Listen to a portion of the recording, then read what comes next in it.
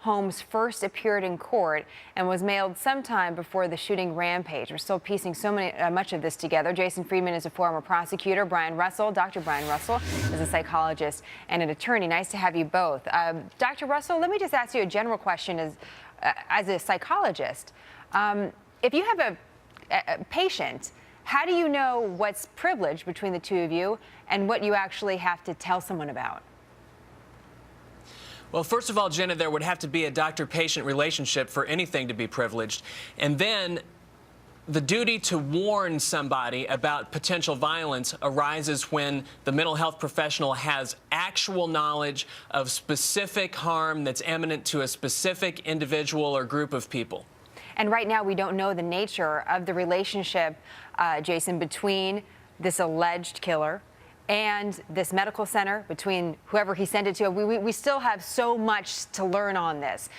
Just your thoughts in general, though. There's a lot of discussion about, is there a liability here from the hospital, from the medical center, from the psychologist, from the team inside the mailroom that maybe got this notebook and maybe or maybe not delivered it? What do you see when you sift through this? Yeah, but your point is well taken. First of all, any liability that would be on the professor or the college potentially would be civil liability. It has nothing to do with a crime, I don't think. However, it's very unclear, when they received this notebook, who, if anyone, saw it. But more importantly, going to Dr. Russell's point, there's no indication that there was any kind of relationship between Mr. Holmes and the psychiatrist professor, and that is paramount if you're going to talk about conferring liability upon the hospital, upon the university or upon the psychiatrist himself. You really have to establish a nexus that he knew or should have known something that would then trigger the duty to warn, as Dr. Russell just explained. All right, so we'll leave that there for a second, Dr. Russell. Let's talk a little bit about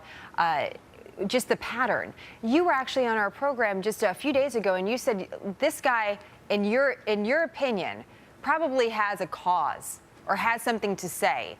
And the surfacing of this report of a notebook fits into what you were saying, Dr. Russell, about that theory. Tell us a little bit more about that and what you've also seen in other crimes committed.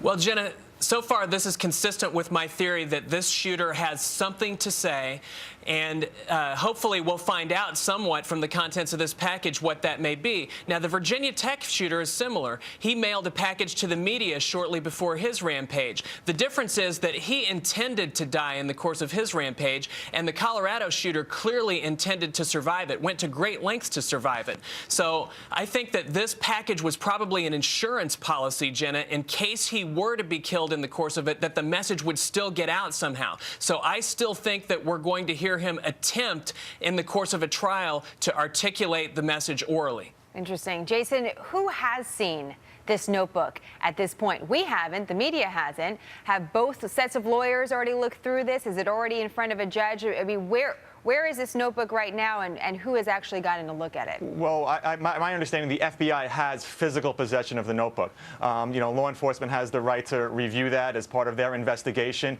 into this. I do not believe it's yet been turned over probably to the defense team and or the court. Certainly the prosecutors are probably conferring with the FBI and law enforcement. It's very likely that they have already reviewed the contents of it. At some point, obviously, it will be turned over to the defense team. The court will be provided with that, and obviously that's going to be a big part of the trial and all the proceedings going forward from this point. But right now, it's very early on. Probably FBI and prosecutors are the only people that have seen it for now. So if it's part of evidence, Jason, then does the public get to see it, or is this something that we'll never get a look at? It really depends on how the judge is going to run the trial. We already know there's a gag order, so there's not a lot of communication and dialogue that is being disseminated to the public. It remains to be seen, what are they going to do if this case goes to trial in terms of publicity? Will this be a televised trial? Will there be a gag order right on through? Certainly, if this comes out at the time of trial, those people in the courtroom will be privy to it, but we just don't know at this early stage how much, if at all, will be disseminated to the public. Yeah, still so many questions and certainly a lot to still work through. Jason, Dr. Russell, nice to have you both with us today. Thank you so much.